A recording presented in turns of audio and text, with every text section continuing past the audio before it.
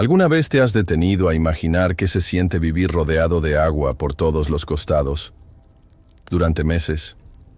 No en un crucero moderno, no, sino en un ataúd flotante hecho de madera húmeda, sin luz, sin privacidad, sin certezas. Un lugar donde los hombres dormían entre ratas, orinaban junto a los barriles de pólvora, comían pan lleno de gusanos y esperaban no morir. Esperaban ver tierra, esperaban no volverse locos. Así era la vida a bordo durante las grandes navegaciones. Hoy vamos a sumergirnos no en los mapas ni en las glorias dibujadas por cronistas reales, sino en la carne, en el sudor, en el miedo de aquellos que cruzaron el mundo con la esperanza por vela y la muerte por timón. Entre los siglos XV y XVI, Europa se lanzó al mar con la urgencia de una bestia hambrienta. Portugal, Castilla, luego Francia, Holanda, Inglaterra. Todos ellos buscaban algo más allá del horizonte.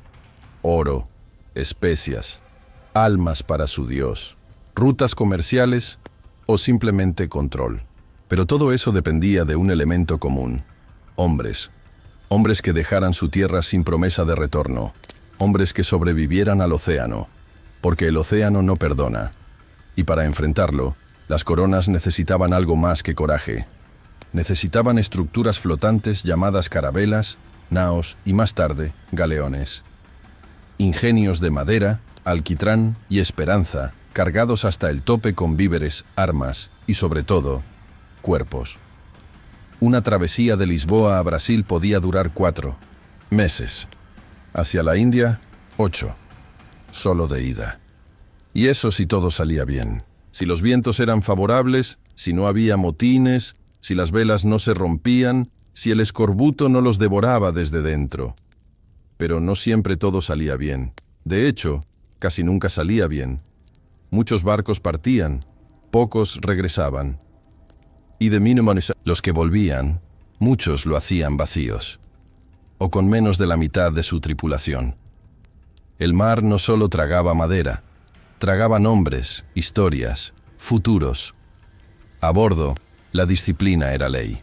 El capitán, una figura casi divina, era nombrado por la corona o las grandes compañías comerciales. Su palabra decidía quién vivía, quién moría, qué rumbo tomar y cuándo castigar.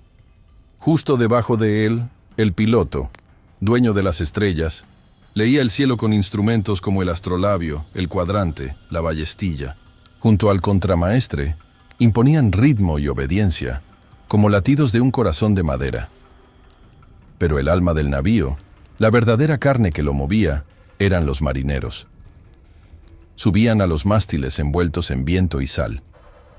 Operaban las velas, ajustaban las cuerdas, limpiaban el excremento del día anterior, dormían sobre la pólvora, peleaban cuando eran atacados y morían sin nombre cuando caían. Los grumetes, niños en muchos casos, aprendían de ellos, o morían antes de poder aprender. Y no estaban solos. En las entrañas del barco, los calafates sellaban con brea cada grieta. Los carpinteros, con martillo y fe, impedían que la madera se quebrara ante la furia del mar. En las expediciones más largas, un cirujano o boticario improvisaba curas con hierbas y cuchillos sin filo, amputaciones, llagas, infecciones, todo se atendía con lo que hubiera. Y si no había, se rezaba, porque la fe también viajaba a bordo. Un capellano cura ofrecía misas entre tempestades, bendecía antes de los combates y recordaba a los hombres que incluso en medio del océano, Dios los observaba. Rezar no era una opción. Era una necesidad, un ancla mental. Incluso los más escépticos doblaban rodillas cuando el cielo se oscurecía de golpe y el mar rugía como un animal herido. Allí, entre sogas mojadas y madera crujiente, no había ateos, solo hombres temblando. Pero no bastaba con tener fuerza o creencia. Se necesitaba resistencia, porque el día no terminaba. El trabajo nunca cesaba. Las jornadas se dividían en turnos de 4 horas, los cuartos. Siempre había alguien en vela, alguien vigilando, alguien raspando el casco o subiendo por las velas. La rutina era una prisión, pero también era lo único que impedía que el caos reinara.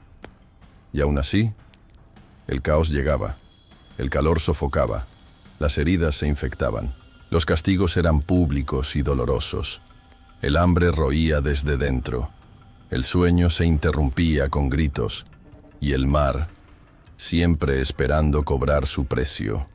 Cuando los vientos cesaban y el mar dormía en calma chicha, el barco se transformaba en una cárcel inmóvil. Las velas colgaban como piel muerta, y el calor subía desde las tablas del suelo como un vapor espeso.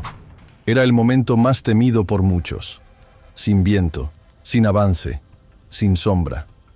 Solo el sol abrasando cráneos, la sed creciendo como una fiebre colectiva y la locura rondando los camarotes. Allí, los marineros raspaban el casco del navío para limpiar las cracas, esas criaturas pegajosas que ralentizaban el viaje. Se remendaban velas, se revisaban cuerdas, se organizaban víveres y se contaban muertos. Porque a veces, el único cambio entre un turno y otro era la ausencia de una respiración. Los víveres.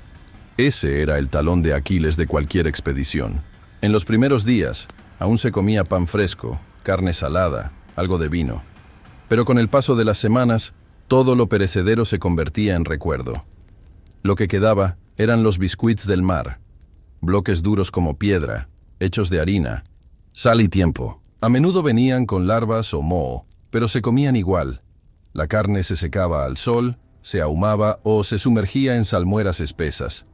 El agua se almacenaba en barriles y pronto adquiría sabor a madera y podredumbre.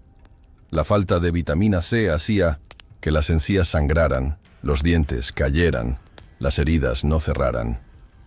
El escorbuto no gritaba, susurraba.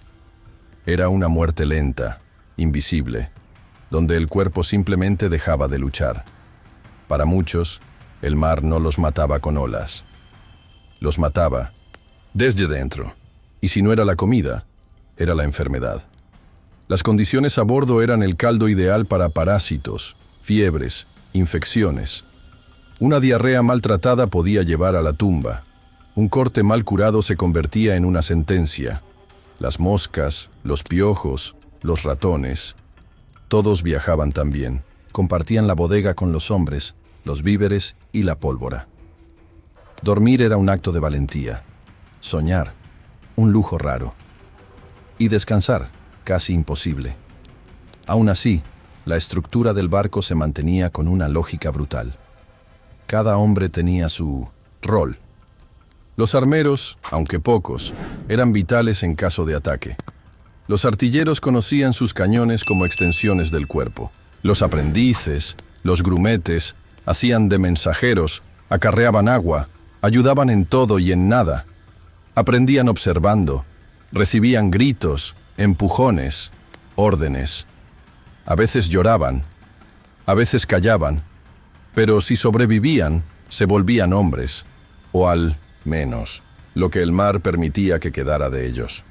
La vida a bordo era un equilibrio inestable entre el orden y el abismo. El capitán podía imponer castigos por desobediencia, robo, insubordinación. A veces bastaba una mirada malinterpretada. Las sanciones eran públicas, azotes, encadenamientos y, en casos extremos, la muerte. Los motines, aunque raros, eran temidos. Una chispa podía incendiar toda la estructura jerárquica del barco. Y cuando eso ocurría, no había ley más allá del acero y la pólvora. Aún así, la mayoría obedecía, porque sabían que sin estructura todos morían, y preferían vivir humillados que hundidos. Y sin embargo, había momentos de silencio, de mar calmo, de estrellas brillando como brasas en el cielo.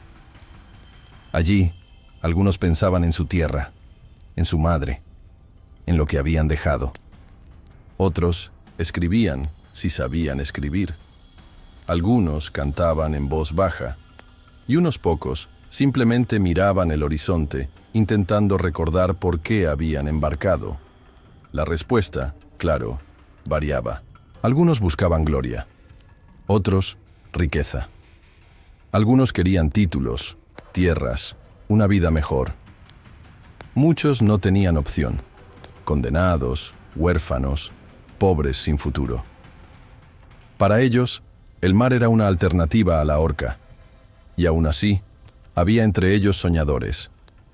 Cronistas, poetas, jóvenes que creían en la promesa de un nuevo mundo. Gente que apostaba la vida por una idea, por una leyenda, por un mapa mal trazado, por un rumor. Pero la mayoría solo quería volver. Pero no todos volvían. Y los que lo hacían no eran los mismos. Porque vivir en un barco durante meses o años cambia algo dentro del hombre. Algo se quiebra, algo se endurece, algo se despierta. Aquellos que lograban regresar a tierra firme lo hacían con la piel curtida por el sol, con los ojos cansados de mirar el vacío, con la espalda cargando más que sus pertenencias. Llevaban consigo el recuerdo de cada rostro perdido en el mar, de cada noche de tormenta, de cada voz que gritó órdenes en medio del miedo. Volvían más callados, más observadores, más conscientes del tamaño real del mundo y del ser humano. En los puertos, esos hombres eran vistos como valientes, como exploradores, como héroes, pero pocos sabían que detrás de cada expedición exitosa había decenas de cadáveres anónimos, que por cada carta náutica dibujada con precisión hubo manos sangrando sobre la cubierta, que por cada bandera plantada en tierra nueva hubo lágrimas, huesos rotos, cuerpos famélicos resistiendo contra lo imposible. El mar no tenía favoritos, ni reyes, ni mendigos, solo hombres, y el mar, tarde o temprano, los probaba a todos. La vida a bordo era una coreografía brutal donde no había espacio para la debilidad. El que enfermaba era desechado, el que dudaba, castigado, el que desobedecía, silenciado. No había cuartos individuales, ni baños, ni privacidad. Las necesidades se hacían en cubos. El sexo era una fantasía remota y la intimidad un recuerdo enterrado. Cada día era una batalla contra el tedio, el hambre, el miedo. Y aún así, cada día era una victoria si el barco seguía flotando. Porque, en el fondo, aquellos hombres no eran héroes por cruzar océanos. Eran héroes por sobrevivir un solo amanecer más, por mantener las velas firmes cuando el viento rugía, por compartir su ración con un grumete moribundo, por no lanzarse al mar cuando la desesperación apretaba el pecho. Eran héroes silenciosos, invisibles, inolvidables. Y por eso es importante contar estas historias, porque la historia no está hecha solo de conquistas y tratados. Está hecha de carne, de miedo, de fe, de cuerpos que resistieron más allá del límite humano. Conocer cómo vivían estos hombres a bordo es revelar la verdad que se esconde detrás de los mapas, de las rutas comerciales, de los nombres en los libros de historia. Es mirar al pasado con ojos abiertos, sin romanticismo, sin filtro, y entender que el verdadero poder de esas naves no era su tamaño, ni sus cañones, ni sus capitanes, sino la voluntad férrea de quienes las habitaban. Si esta historia te hizo ver la navegación con otros ojos, imagina lo que vivieron ellos. Dale like, comparte y suscríbete. Porque la marea del pasado aún guarda secretos. Y aquí, en el océano secreto, los traemos a la superficie.